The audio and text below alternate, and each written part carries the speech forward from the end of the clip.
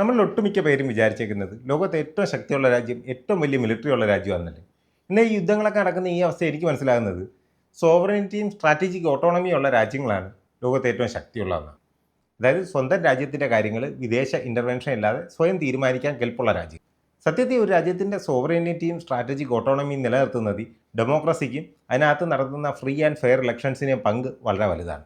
ഒരു രാജ്യത്തും ഒരു ഭരണാധികാരിയും അല്ലെങ്കിൽ ഒരു ഗവൺമെൻറ്റും അതിൽ 100% പൗരന്മാരെയും സംതൃപ്തരും സന്തുഷ്ടരുമാക്കി നിർത്തുന്നില്ല. എല്ലാ ഭരണത്തിൻ്റെ കീഴിലും ആ ഭരണാധികാരിയെ അല്ലെങ്കിൽ ആ ഗവൺമെൻറ്റിന് ഇഷ്ടമില്ലാത്ത ഒരുപാട് പേര് കാണും. അവർ അസന്തുഷ്ടരാങ്കിൽ കൂടെ ആ രാജ്യത്തിൻ്റെ ഇൻറ്റഗ്രിറ്റി അത് ബാധിക്കുന്നില്ല. കാരണം അവർക്കെല്ലാം ഒരു പ്രതീക്ഷയുണ്ട്, ഒരു ഹോപ്പുണ്ട്. അതായത് 5 വർഷത്തിന് ശേഷം ഇങ്ങനെ മാറും എന്നുള്ളൊരു പ്രതീക്ഷ. ഈ മനുഷ്യരെ സംബന്ധിച്ച് ഹോപ്പ് അല്ലെങ്കിൽ പ്രതീക്ഷ വളരെ വലുതാണ്. ഈ ഹോപ്പാണ് മനുഷ്യരെ ഒരു സിവിലൈസ്ഡ് ആയിട്ടുള്ള രീതിയിൽ പെരുമാറാൻ പോലും പ്രാപ്തരാകും. ഈ ഹോപ്പില്ലാത്ത മനുഷ്യർ വൾണറബിളും ഇൻസെക്യൂറും ആയിരിക്കും.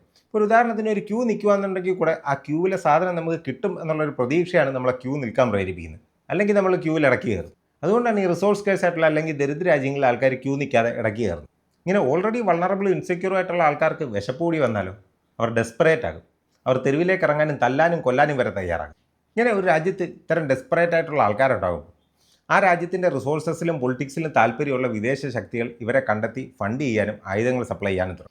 ഇങ്ങനെ ഡെസ്പറേറ്റ് ആയിട്ടുള്ള ആൾക്കാർക്ക് ആയുധം കിട്ടിക്കഴിയുമ്പോൾ ആ രാജ്യം സിവിൽ വാറിലേക്കും അരാജകത്വത്തിലേക്കും വീഴും.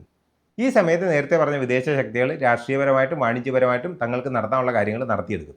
ഇന്ന് ലോകത്ത് നിലംപരിശായി പോയ രാജ്യങ്ങൾ, അത് സിറിയ ആയിക്കോട്ടെ, ലിബിയ ആയിക്കോട്ടെ, ലെബനൻ ആയിക്കോട്ടെ, നിക്കറാഗു ആയിക്കോട്ടെ, അഫ്ഗാനിസ്ഥാൻ ആയിക്കോട്ടെ, ഇറാൻ വരെ ആയിക്കോട്ടെ, ഇതിലെല്ലാം നമുക്കൊരു പാറ്റേൺ കാണാൻ സാധിക്കും. ഒരു നീണ്ട ഏകാധിപത്യ ഭരണം, അതിൽ പൊറുതിമുട്ടിയ ജനങ്ങൾ, അവരുടെ കുനിമേൽ കുരു എന്ന പോലെ അടിച്ചേൽപ്പിക്കപ്പെട്ട സാമ്പത്തിക ഉപരോധങ്ങൾ, ഡെസ്പറേഷൻ, ആയുധ സപ്ലൈ, മിലിഷ്യ ഗ്രൂപ്പുകൾ, സിവിൽ വാർ, അരാജകത്വം. അതിദാരിദ്ര്യത്തിൽ ഇത്രയേറെ വ്യത്യാസങ്ങളോടെ രൂപപ്പെട്ട ഒരു രാജ്യം 75-80 വർഷങ്ങൾക്ക് ശേഷവും ഒരു രാജ്യമായി തന്നെ നിലനിൽക്കുന്നുണ്ടെങ്കിൽ അതിന് ഡെമോക്രസിയും ഈ 5-5 വർഷം കൂടുമ്പോൾ നടക്കുന്ന ഫ്രീ ആൻഡ് ഫെയർ ഇലക്ഷൻസിനും ഒക്കെ ഒരു വലിയ പങ്കുണ്ട്.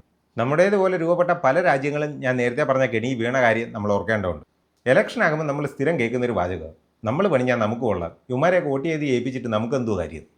ഇക്കൂട്ടരെ അറിഞ്ഞോ അറിയാതെയോ ഈ ഇലക്ഷനും ഡെമോക്രസിയൊക്കെ ഇവരുടെ ജീവിതത്തിൽ വലിയൊരു പങ്ക് വഹിക്കുന്നുണ്ട്. അതുകൊണ്ട് ഇങ്ങനെയുള്ള വാതർപ്പന്മാർ പറയുന്ന കേൾക്കാതെ എല്ലാവരും പോയി അവരവർക്ക് ഇഷ്ടമുള്ള പാർട്ടിക്കും മുന്നണിക്കുമൊക്കെ വോട്ട് ചെയ്യുക. അപ്പോൾ ശരി.